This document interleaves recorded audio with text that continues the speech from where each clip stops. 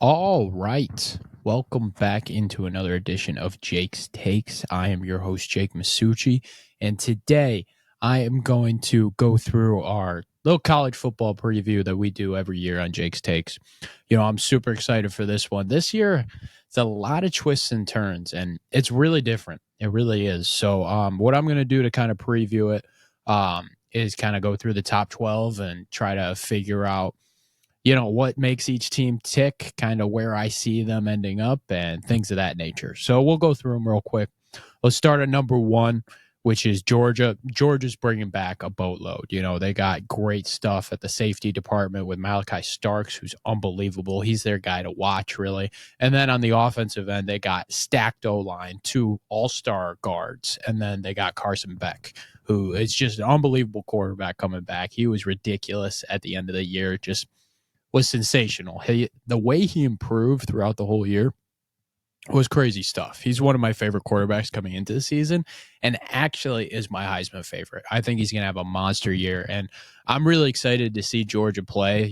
Their key games. First game against Clemson's going to answer a lot of questions, and then they have a tough schedule. They go to Bama, to Texas, to Ole Miss, and home against Tennessee. So we'll see exactly kind of where they line up when it comes to these games, but these are kind of the main stretches of games, and I'm really excited to see how Georgia fares with it. I'm pretty high on Georgia. We'll get into some predictions later in the episode. So looking at number two is Ohio State. They are so stacked this year, and I was pretty high on them last year. They had a lot of defense coming back. This year, they have, again, a lot of defense coming back. The main guys on their defense, Caleb Downs. They got Jack Sawyer on the edge. They got Tyleik Williams, the D tackle, and then another cornerback, Denzel Burke. These guys are the main deal. Their defense is going to be really, really good again. There was some questions with the secondary. Michigan would always burn them. Penn State would burn them a little bit. Questions are still kind of there. Caleb Downs should fix the problem a little bit. They're stacked more at the safety end. It's going to be interesting to see with those corners. I'm excited to see Ohio State in that aspect. New quarterback, Will Howard. I think he'll end up being better than Kyle McCord. I think I'm higher on Will Howard. He did lose his job over at Kansas State, but when he played at Kansas State, he played really, really good. And behind this O-line that's got a stacked left guard and Donovan Jackson that's going to help him out, I think he'll be able to be okay. But the main deal for the Ohio State is receiver and running back. Emeka Ibuka is unbelievable. He's been my favorite receiver at Ohio State for a long time. I think he'll have another great season. And then you got Jeremiah Smith, the true freshman, who is literally like the best receiver recruit we've seen in a long time. They're already comparing him to Marvin Harrison, and he could have another monster year.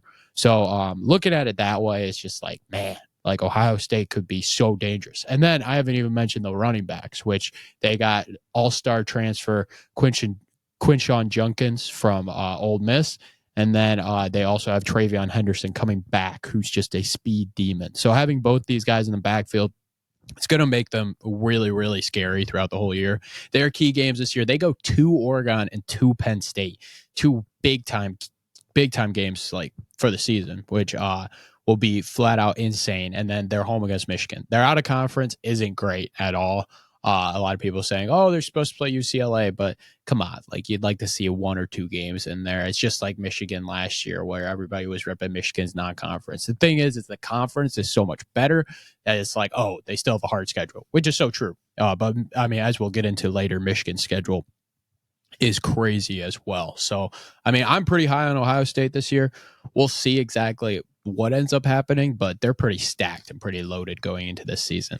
Looking at Oregon here. So some of their key players that they got in here, they got their new quarterback, which is Dylan Gabriel. He was the quarterback at Oklahoma last year, and he's probably going into this system as the best quarterback in the Big Ten. He is sensational with his talent level, the way he's able to throw the ball, and the different things he can do. A lot of people have him as a Heisman favorite. Him or Carson Beck, to me, I think those are the two like clear options in that Heisman caliber because they're both really good. And he's going to be throwing to a guy like Tez Johnson, who's one of the best receivers in football. And they also got Evan Stewart, another guy that's just a flat out monster receiver.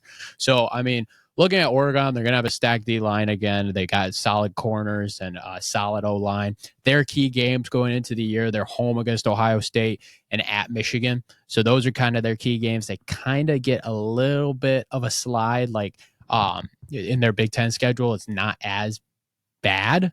So Oregon's a pretty like good bet if you want to bet for value for the Big Ten. And I actually kind of like them winning the Big Ten. I don't think it's the worst bet ever. They get Ohio State coming to them, and then a little bit of a weaker Michigan they're going to and could end up winning that game. So I'm pretty high on Oregon going into the year. They got a lot of talent. I'm interested to see. I think their coach is Mario Cristobal.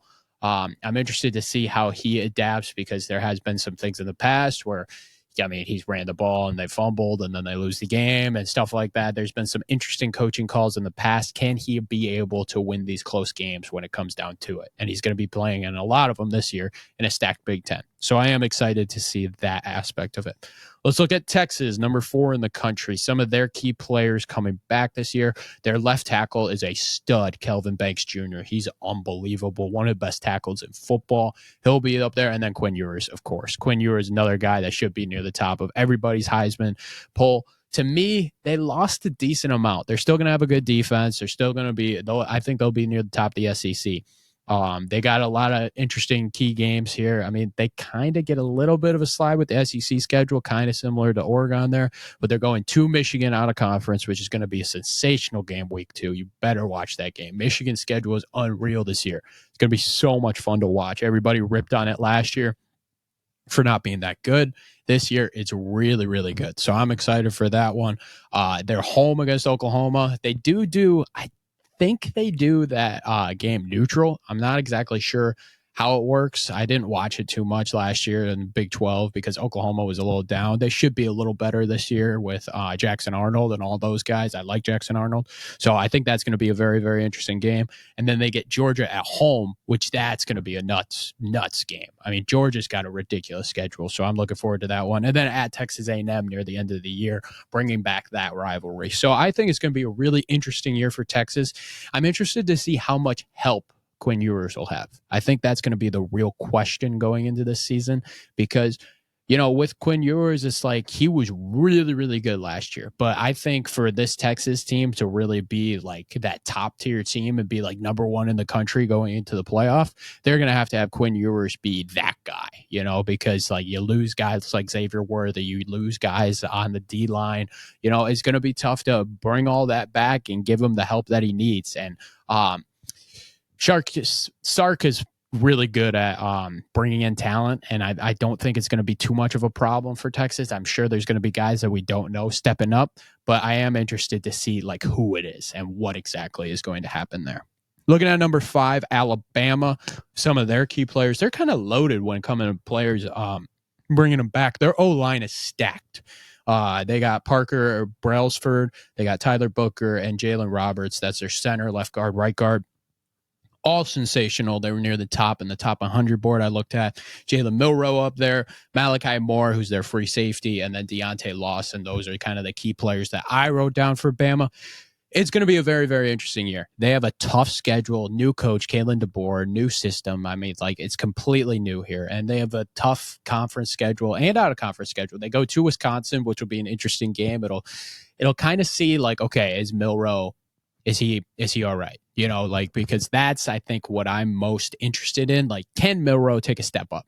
Because if Milroe takes a step up, I think Alabama could have a sensational year and be on top of the SEC again.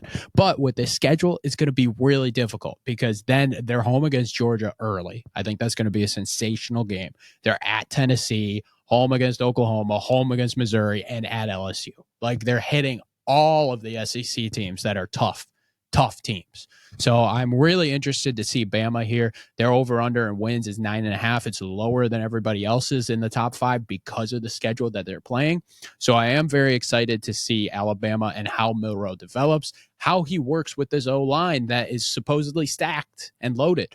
So, like, can he use that to his advantage. And, a lot of the things with college quarterbacks that we talked about in drafts is that they hold the ball too long. I thought Milroe was one of those guys that held the ball a little too long.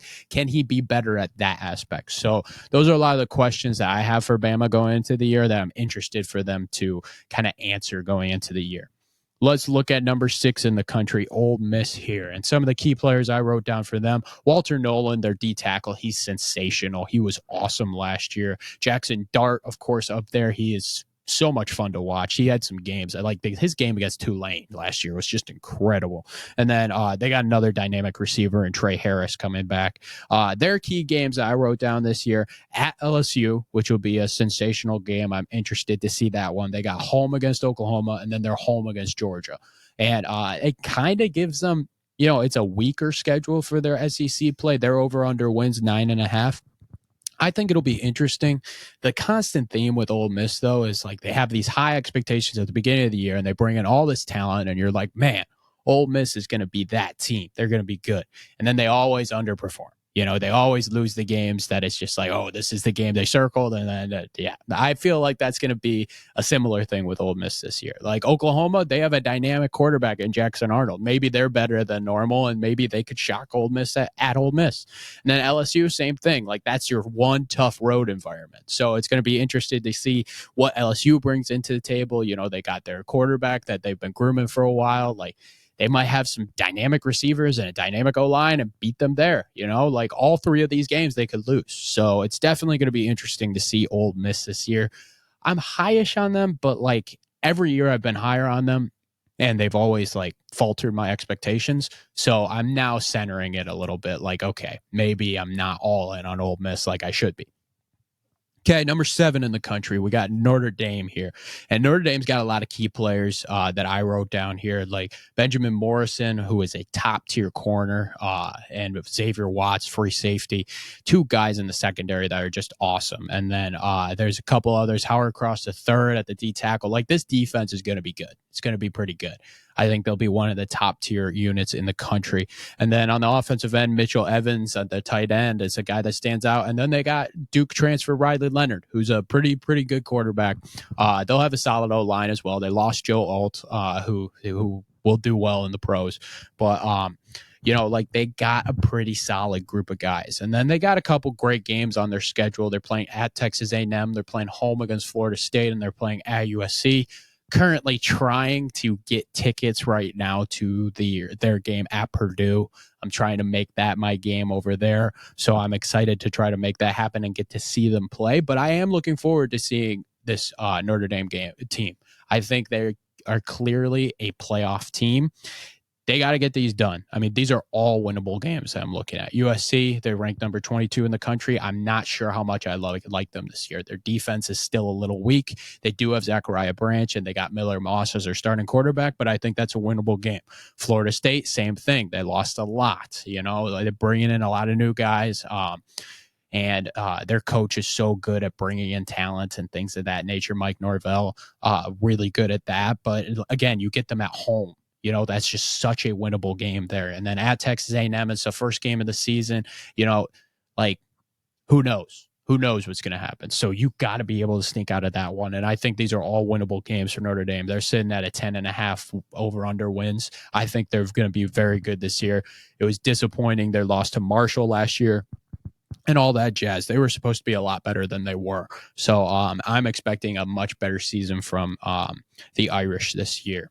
Looking at number 8 in the country, Penn State here. And some of the key players that I wrote down for them, Abdul Carter on the edge. He's going to be a very, very big piece for them. Kevin Winston Jr. was a sensational, strong safety. And then Nicholas Singleton coming back. They still have Drew Aller. They still have Katron Allen. They got that double-headed running back. They'll probably go through them a lot.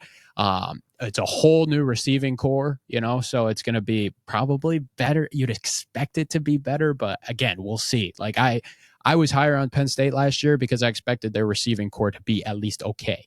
This year, it's completely new.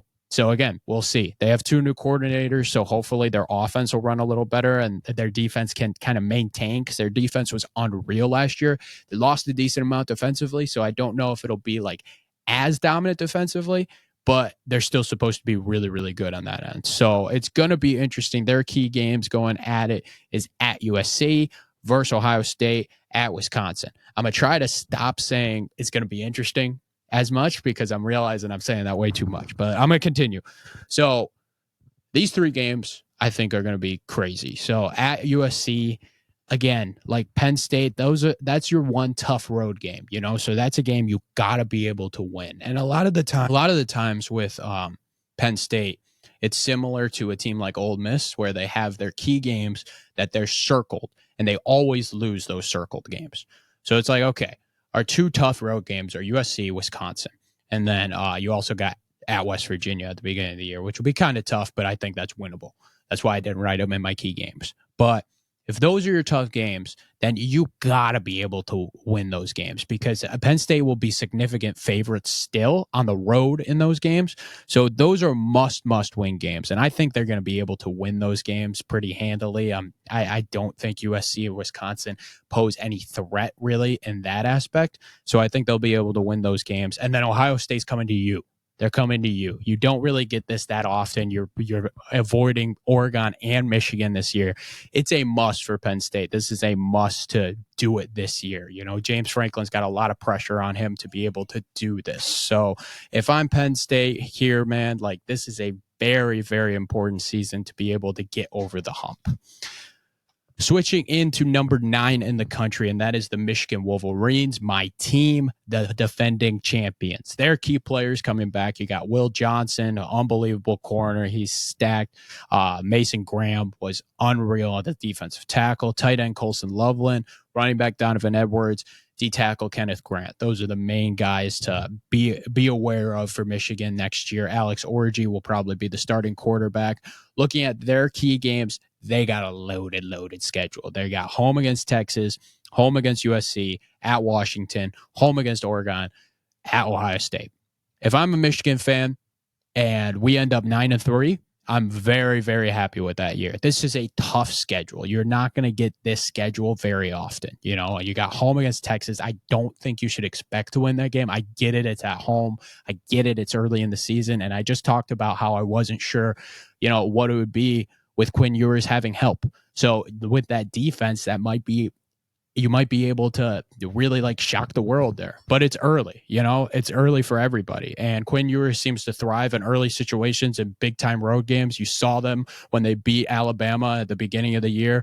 I think Quinn Ewers will take that too. So I think it's going to be a very difficult game. I'm interested to see what exactly happens with that scenario. That's going to be a very exciting game. Home against USC, that's a must win for Michigan. It's a must. Same as at Washington. These two teams, they're a little bit down. I'm interested to see what Washington brings this year because Jed Fish is an unbelievable coach and he's bringing in a lot of new talent. There's a lot new at Washington. Their whole starting offense is gone, which is insane. That's flat out insane. They got Will Rogers as their quarterback.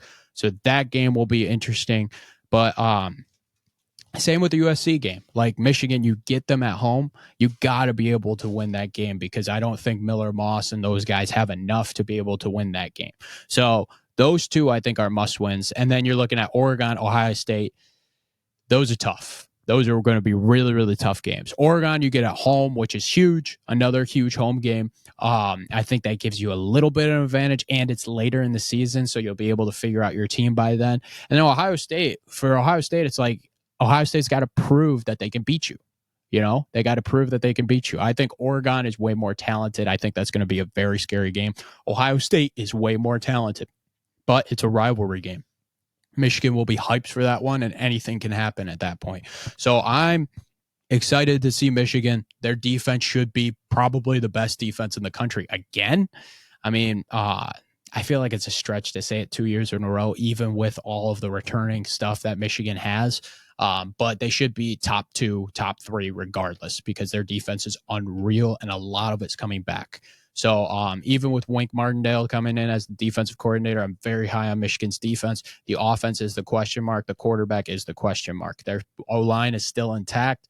It's a little depleted, but it's still intact. And then along with their running game, it should be very, very good. So I'm interested to see what Michigan has to offer this year. Now, Florida State at 10 here. The ACC is a little weird. It's a little like depleted at the top to me, and that's just because Florida State lost a ton as well. The main guy I wrote down for them is Patrick Payton, their left end. And then other than that, DJ Ukulele, I cannot say his last name, but he's coming in from Oregon State. He'll have a lot of expectations to follow up what Jordan Travis did. And I think Florida State's going to be good. They got a lot of key games on their schedule. They're home against Clemson. They're at Duke, at Miami, and at Notre Dame. That's tough. And it seemed like they got a little bit of a slide with their schedule last year that they went undefeated with. So, I mean, they did what they had to do last year. Last year was kind of their year to me. They lost a lot, similar to Michigan. I think they're going to take a step back this year. I actually don't see them coming out of the ACC. I just don't see it for Florida State. I think it's going to be a little bit of a tougher year for them. Looking at number 11, and that is Missouri. Missouri is one of those teams that's going to be stacked in the SEC. The main guy I wrote down for them is Luther Burden III. He's going to be one of the best receivers in college football. He is awesome, like flat out awesome. Their over-under for wins is 9.5 wins. It's actually high for an SEC team. Brady Cook coming back as their quarterback, and that's because they miss a lot of games. Their hardest game is at Alabama, which is a very, very hard game. But other than that, the other two I wrote down is at Texas A&M and home against Oklahoma. So, being able to slide that and be like, oh, Alabama's our toughest game. Let's say we win everything up. We're 11-1, near the top of the SEC, probably playing in the SEC championship game, maybe.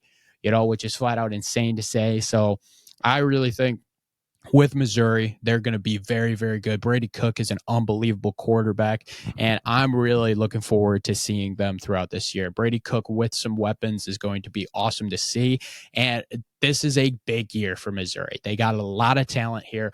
I get it. The SEC is more stacked. I get it. It's going to be harder, but you got a little bit of a slide with the schedule. So this is going to be a must for Missouri to be able to succeed this year, I think.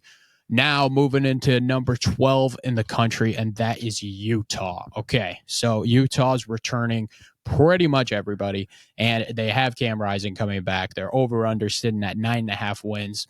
I said it last year with Utah, it's going to rely on Cam Rising's health, and that's what it's going to rely on again this year. Is he healthy? Because that was the question you had last year. He never was. Utah still ended up being a top 15 team and was a pretty solid team. So if Cam Rising's healthy, they're going to be a studly playoff team and flat out scary. Their key games at Utah State, I wrote that down because it was a rivalry, at Oklahoma State, home against Arizona, at Colorado, at UCF. I think they're clearly the best team in the Big 12. And if I'm betting on Cam Rising being healthy, then I'm betting on them to win the Big 12. Welcome, everybody, to the Jomo Show, your home for Oakland sports and beyond from WXOU. My name is Giovanni Moshieri, and I am the host of the one and only show that covers the Oakland University Golden Grizzlies each and every week. Subscribe to the Jomo Show for weekly interviews with athletes and coaches, for a recap of the week's action at OU, and whatever else is going on in the sports world. You can tune in on 88.3 FM, WXOU, or wherever you get your podcasts each week. Go Golden Grizzlies on the Jomo Show. Are you seeking connection, harmony, or a deeper sense of purpose?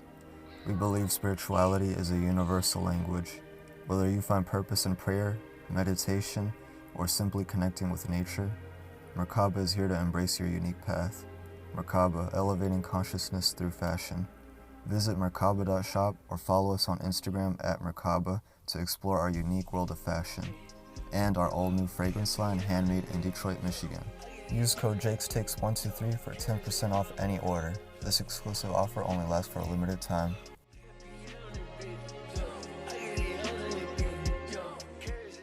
All right, welcome back into the show, and let's switch over now into some predictions and some sleepers. Okay, so predictions for me, and this will be a little bit faster. I just wanted to get the break in there so I could throw my advertisements in, but this will be a little bit faster. So Big Ten here, I'm really seeing Oregon out of the Big Ten. Schedule-wise, it doesn't really line up for a lot of people. It lines up for Penn State, but we talked about it in the early early line where Penn State struggles with those key games. And I feel like that Ohio State game, even if they're able to sneak out, even if they're able to win that game, you're still sitting at the Big Ten championship game and you're seeing Oregon. To me, that it will be Oregon because they kind of line up pretty well too. And I just don't see in a neutral environment Drew Aller being able to get it done. I love Drew Aller. I think he's going to take a step up this year. I think he's going to be better. But I think it's going to be very difficult for Penn State to match up with Oregon and be able to slow them down. So I think Oregon is the clear Big Ten champion here. Ohio State to me is going to be the team that like everybody expects the most out of. And I think they're going to be very good. I could see them having 1 or 2 losses, but I could see them being screwed in like a, in a scenario where it's like, oh, Penn State and them both have 1 loss, but they lost to Penn State, and then Penn State makes the Big Ten championship. So, I mean, I wouldn't rely on Ohio State to maybe win the Big Ten. I could see them making a run in the playoff, but I don't know if they would be the Big Ten champions. If I would be picking a Big Ten champion, I think it's going to be Oregon. I was very high on Michigan last year. I picked Michigan. I think Michigan will have a solid year. I think I have them at 9-3. I'm hoping they're going to have a solid year, but that's kind of my take out of the Big Ten. Looking at the SEC, I got Georgia out of the SEC. I mean, I don't really think it's close. Like, I think Georgia might lose 1 game. I think they're going to drop that Alabama game early. And then, Alabama is going to be the type of team where it's going to be like, oh, they're going to look good early. Milroe is going to look great.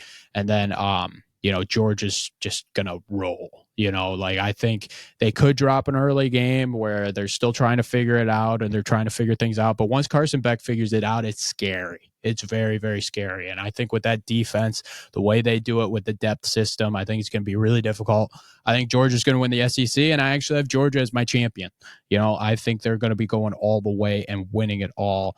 Carson Beck, Kirby Smart, and that system is just so scary, and I don't want to bet on anybody else for this year. I think Georgia's the best team, and will be able to get it done. So I'm going to pick Georgia as the SEC champion and my champion overall. Okay, looking at the ACC now, I am going to actually pick Miami out of the ACC, which, Cam Ward coming in from Washington State is going to be kind of the main piece of this. I think he's the best quarterback in the ACC. I really do. And Miami's bringing in a lot of receiver talent, a lot of, there's a decent amount of O-line talent. They got a lot coming in. And I think they're going to be scary. A lot of people talk about Miami and it's just like, oh, it's all this hype. They're not actually that team that a lot of people think they are. To me, I think they are that team this year and are going to be flat out scary. The ACC it's a little bit wonky. It's a little bit wonky. There's a lot of teams that you wouldn't expect to have that talent that have that talent. So, to me, I think Miami's going to just have a little bit more than Clemson does to be able to win the ACC there. So I got Miami out of the ACC. In the Big 12, I think this is a year that Cam Rising's healthy. I think he's going to be great. And I think Utah is the best team.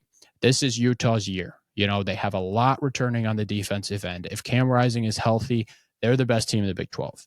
And I don't think anybody else is, to me, like, I trust enough to win the Big 12 rather than Utah. So I'm going to roll with Utah out of the Big 12.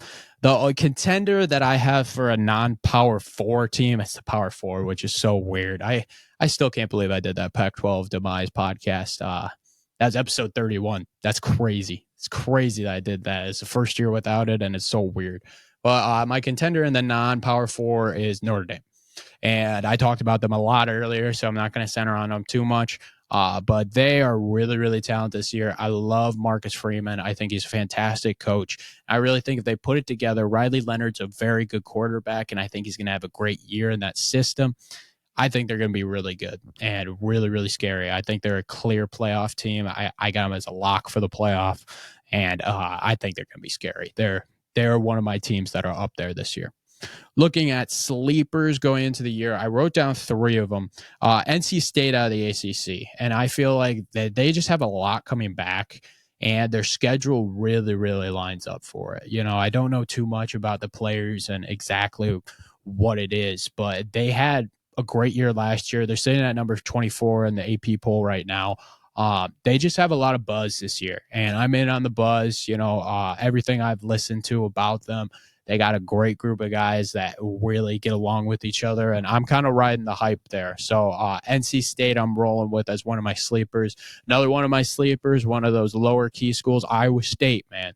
Iowa State has a lot coming back. They're one of the most coming back in the country. And it's a Big 12 that's weird. It really is. It's a weird Big 12. So I really think they're a lock for, I think their wins is 7.5. So I think they're a lock to go over in that one. Iowa State, one of my sleepers as well. And then Iowa. Iowa's a sleeper here too. Their defense is just so good. If Cade McNamara finally gets healthy, Iowa is just a scary team. So Iowa State, NC State are my sleepers in that aspect. And then I talked about it with my champion. My champion is going to be Georgia. I just think Georgia is so much better than the rest of the field. And Carson Beck, to me, is one of the best quarterbacks in the country. Him and Dylan Gabriel is an argument to me, but I think he's one of the best coming back. Quinn Ewers is up there as well. Those three are really, really close. I got Georgia, man. I just think they're so talented. I trust Kirby Smart the most. I think Kirby Smart's the best coach in college football right now. Don't really think it's very close. And I think Georgia's going to end up winning the championship again this year, making it 3 of the last 4 championships to Georgia. But that's kind of my takes for this year. We'll be doing more college football action as the season goes on. Week 0 is coming up this week. I'm super pumped for that. But that's going to wrap up the show for today. Thank you guys so much for listening to the podcast. It was good to do a podcast by myself for a little while, but the podcast is going to continue to roll. This is coming out Thursday, so Friday is going to be the end of the coaches series, which will be part 4, Justin Sherlock, and the college athlete series ended with Baru's podcast on Monday. So those series are over, and we'll be coming out every Monday from now on. So the next Monday, we'll be giving you another podcast, trying to make it work. It'll be either Mondays or Wednesdays. We'll try to play it out as we go. Keep in touch with the Instagram, keep in touch with the Facebook. I'll be putting updates on those for a long time with that. But Jake's Takes is going to continue to roll. It's been an amazing August with podcasts. I've thrown a lot out there, and it's been a lot of fun to do. So a big thank you to the audience. Big thank you to everybody that's helped out the show. I mean, I'm really, really appreciative. This is a lot of fun. So that's going to wrap up the show for today, and I will see you guys next time. Peace.